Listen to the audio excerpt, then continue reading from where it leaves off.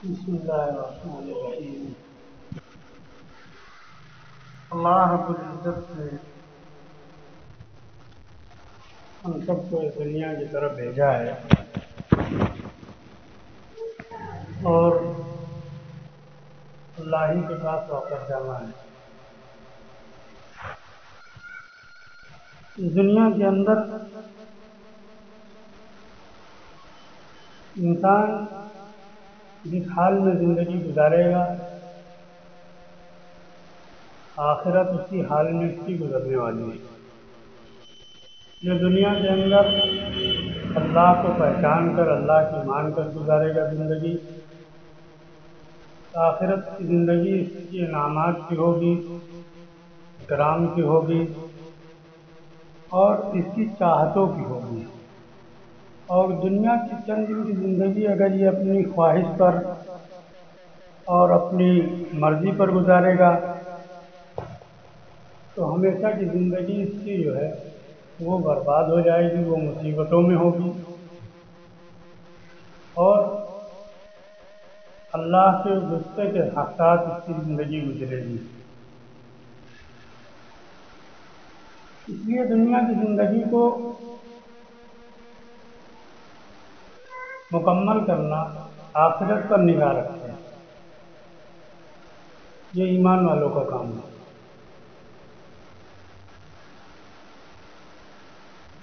اور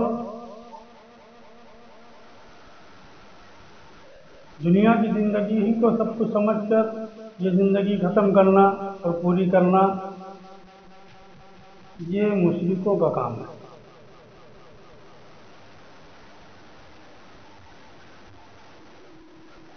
اس لیے پہلے تو یہ سمجھنا ہے کہ دنیا میں زندگی کیسے گزارنا ہے۔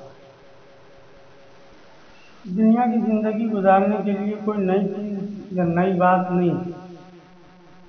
اللہ رب العزت نے تمام انسانیت پر کرم اور رحم فرمایا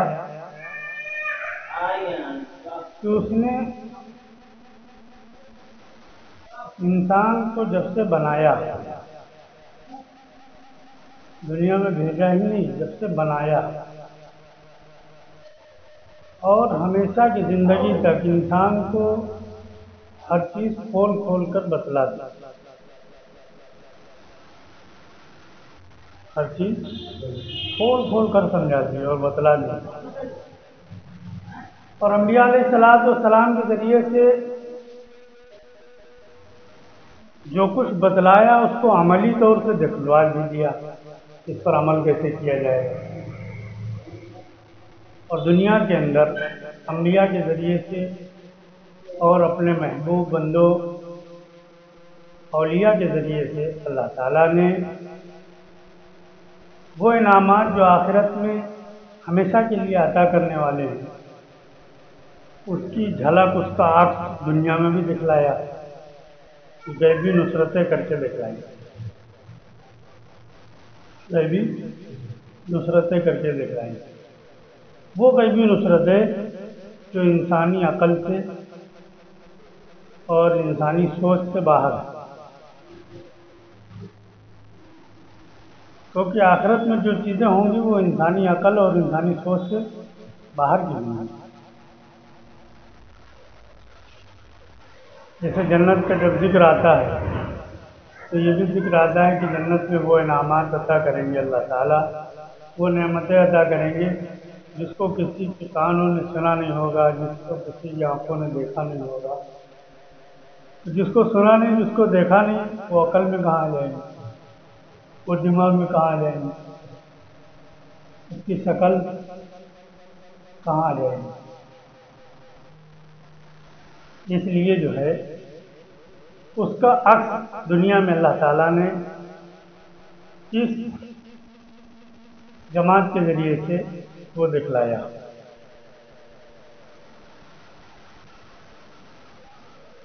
جیسے دریاؤں سے گھوڑوں کا گزر جانا،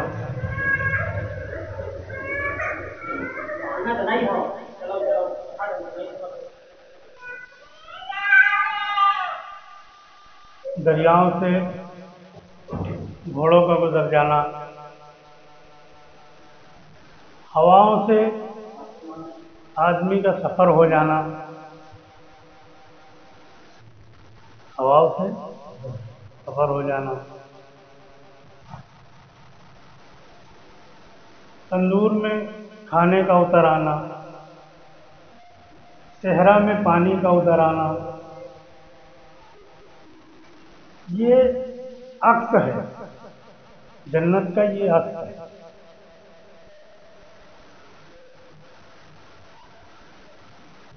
ये दुनिया में अल्लाह ताला ने दिखलाया है। अब अगर उस रुख पर हमारी ज़िंदगी होगी तो हमारे साथ भी अल्लाह, दुनिया में ज़रूरत होगी तो दुनिया में भी हम मिला के देंगे, और आखिरत तो हमेशा की फिर बनी रखी है। आखिरत की ज़िंदगी बनाने के लिए दुनिया की ज़िंदगी में इंसान को दुश्वारियाँ बर्दाश्त करनी पड़ती हैं, इसलिए इंसान जम नहीं पाता है।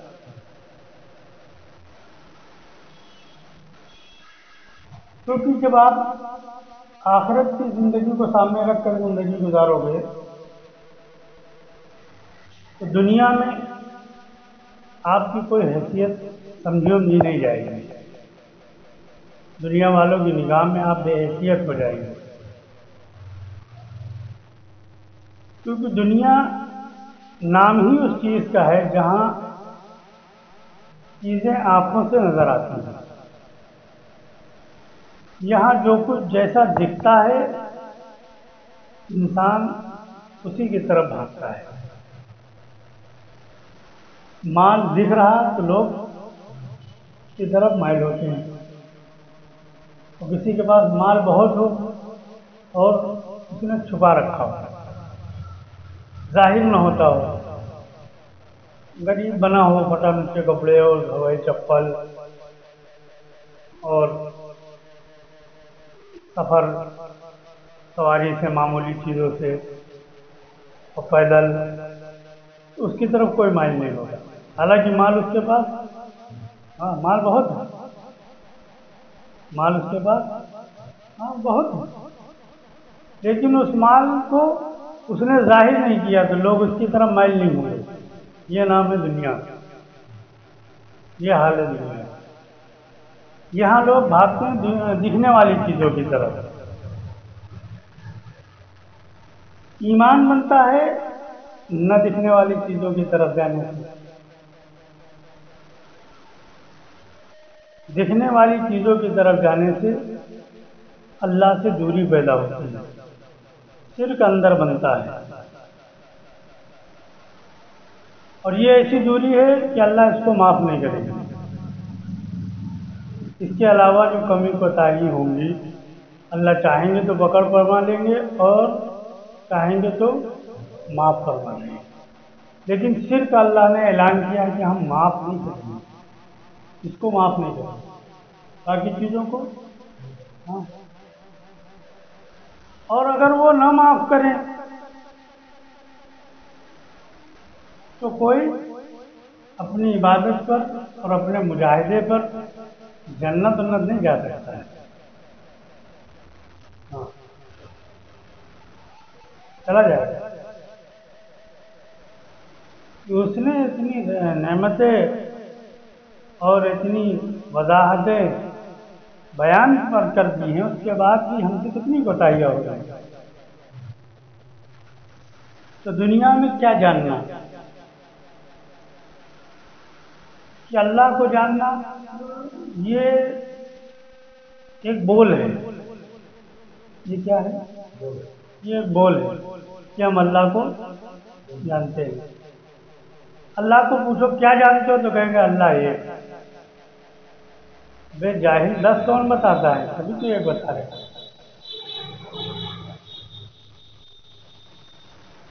कोई 10 बताता है? 10 को रास्ता बना है एक से काम बनाने का, और 10 को खुदा नहीं मानता है, अल्लाह नहीं मानता है। अल्लाह एक ही मानता है। बाकी जो कुछ बनाए हैं वो रास्ता बनाए हैं उस एक से अपने मसाइल को हल कराने का।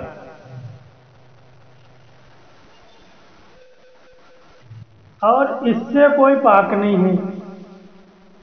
وہ شکل بنائے ہیں، تم اسباب بنا رہے ہو. وہ شکل بنائے ہیں، تم سبب بنا رہے ہو. وہ شکل بنائے ہیں، مشرک ہو گئے. اللہ ہی سے مسئلہ حل کرانے کے لیے شکل بناتے ہیں، اور تم اللہ ہی سے مسئلہ حل کرانے کے لیے سبب بناتے ہو. تو وہ شکل بناؤ میں مشرک، تم سبب بناؤ تو ایمان کے ٹھیکیدار. یہ تو آخرت میں پتہ چلے گا. یہ ہاں، تو قرآن اللہ نے بھیج کے ہر چیز کی وضاحت کر دی، کوئی دھوکہ ووکھا نہیں رکھا. ہاں، یہ اللہ کی رحمان ہونے کی جو صفت ہے، یہ اس کی برکت ہے کہ اللہ نے سب کچھ وضاحت کر دی. وہ ایک بات کو وضاحت نہ کرتا، سب کچھ پردے میں رکھ دیتا. تب بھی ہمیں اللہ کو جاننا اور اس کو پہچاننا اتنا ہی ضروری ہوتا جتنا اب ہے. کیونکہ بنانے والے کو اور ضرورت پورا کرنے والے کو بغیر پہچانے اس سے نفع لے لو گے.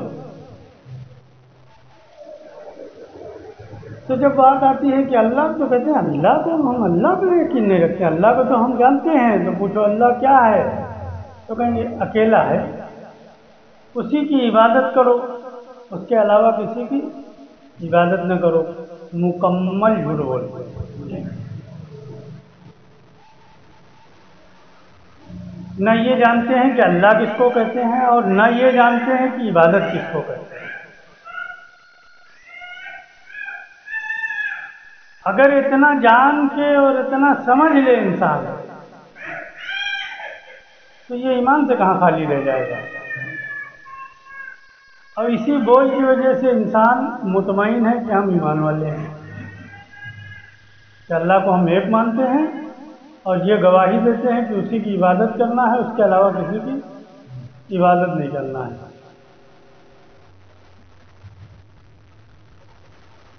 تو یہ اللہ کی پہچان نہیں ہے. یہ وہ ہے جو زمانے سے ایک رٹی رٹائی بات چلی آ رہی ہے.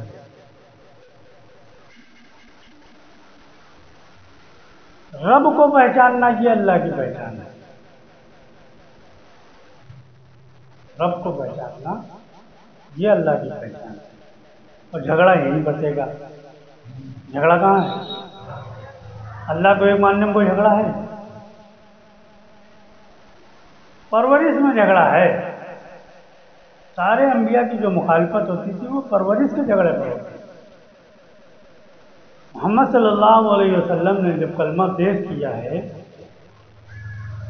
تو کیا وہ اللہ کو نہیں مانتے تھے؟ ہاں، اللہ ہی کو تو مانتے تھے. اور مخالفت کس بات پر کی؟ تو مخالفت اس پر کی کہ ہم نے اتنے ذریعے بنائے ہیں اللہ سے اپنے مسائل کو حل کرانے کے لیے، تو ہمارا مسئلہ نہیں حل ہو رہا. اور تم یہ کہنے آئے ہو کہ یہ سارے ذریعے توڑ دو تو اللہ تمہاری مدد کریں گے.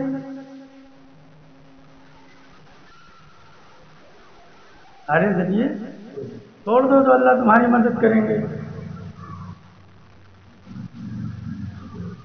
یہ تو ایسے ہوا نا کہ ایک انسان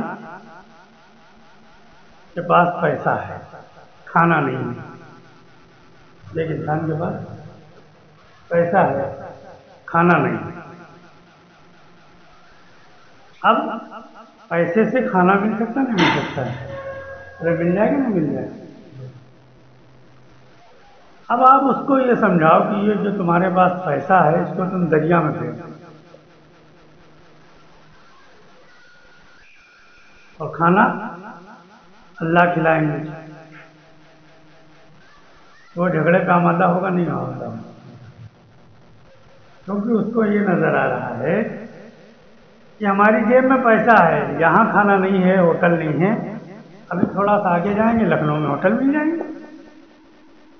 کوئی قصبہ پڑے گا، کوئی شہر پڑے گا،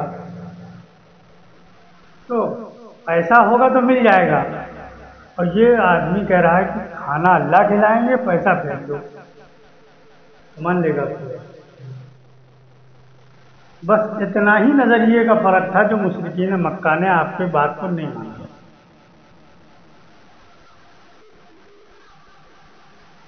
اتنا یہ پیسے والا نہیں مانے گا، اتنا ہی فرق تھا، باقی کوئی فرق نہیں۔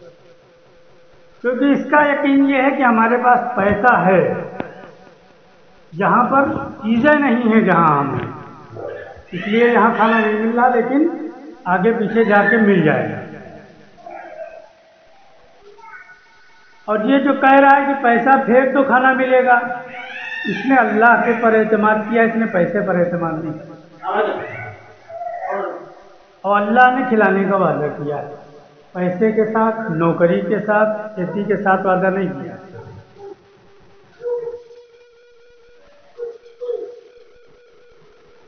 اس نے پرورش کا وعدہ کیا ہے، ہم پرورش کریں گے۔ اب اس کی قدرت والی پرورش چاہتے ہو تو راستہ نماز دیا ہے، اور یہ بھی نہ کرو تب بھی وہ پرورش کرتا ہے، تو ذلت اور رسوائی کے ساتھ کرتا ہے۔ پرورش سب کی کرے گا دنیا میں، جس کو پیدا کیا، جس مخلوق کو پیدا کیا، سب کی پرورش وہی کرتا ہے۔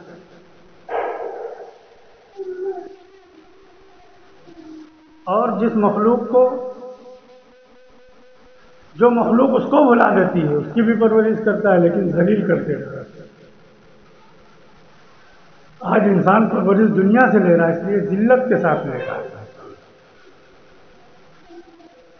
ان میں سب سے زیادہ ذلت کے ساتھ مسلمان لے رہا ہے، کیونکہ یہ ٹھیکیدار ہے نا کہ ہم اللہ کو ماننے والے ہیں، اس کی ٹھیکیداری پر اللہ اس کو زیادہ ذلیل کیے ہوئے ہیں۔ جیسے منافقین مکہ، منافقین مدینہ، کہ منافقین کو اللہ تعالی نے کہا مشرکین سے نیچے جہنم میں جلائیں گے۔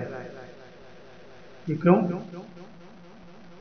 مشرک تو نماز نہیں پڑھتے، روزہ نہیں رکھتے، حج نہیں کرتے، قرآن کی تلاوت نہیں کرتے،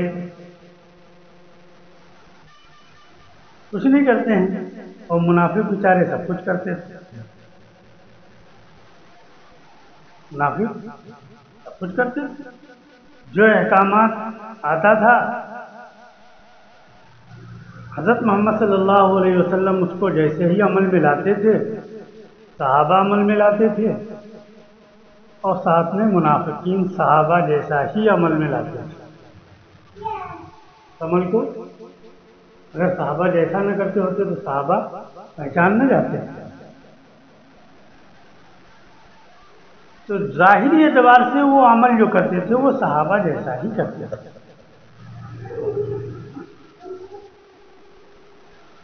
تو یہ کیا سارے عمل کرنے والا مشرکین سے نیچے جہنم میں؟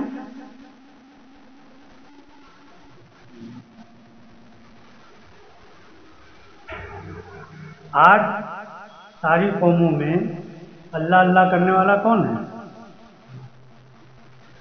ساری قوموں سے زیادہ ذلیل ہے نہیں؟ کیوں؟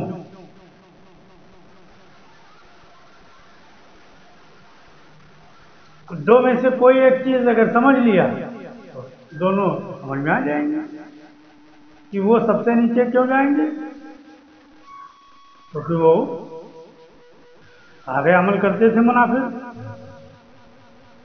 شکل و صورت کے اعتبار سے، کپڑے کے اعتبار سے، نماز کے اعتبار سے، اور احکامات کے اعتبار سے جو احکامات آتے جاتے تھے، کیونکہ اس وقت احکامات کا آنے کا دور تھا۔ اور یہی نہیں، آج جماعت میں نکلنا ایک طبقے کے نزدیک سب سے بڑی اللہ کی عبادت کا ذریعہ ہے، اور وہ تو انبیاء کے، نبی کے ساتھ جماعت میں نکلتے تھے۔ کس جماعت میں؟ دعوت کھانے والی۔ सर जुदा कराने वाला। कौन सी जमात? वहाँ जाने के बाद कोई भरोसा नहीं, वापसी होगी बच्चों में या नहीं होगी। मतलब जंग का मैदान है, कौन वापस आएगा कौन नहीं आएगा। हाँ, ऐसे मौक़ों पर ये बहाना तलाश करते थे कैसे हम बच जाए। एकदम अगर अलग हो जाएंगे तो रात खुल जाएगी, तो कोई आके उज़्र कर देता था कि बीमारी का, वालिदा की खिदमत का, या और भी जो जैसा मौका रहता होगा। तो ये बहाने तलाश करते थे, लेकिन ऐसा नहीं था कि ये जाते नहीं, जाते क्यों नहीं जाते। नबी के दर्स में बैठते थे, आप जो वाज़ नसीहत फरमाते थे उसमें बैठते थे। नमाज वो कहाँ पर अदा कर रहे हैं? नबी की इमामत। नबी की इमामत में नमाज अदा करने वाला जहन्नम के सबसे नीचे तबके में जाएगा।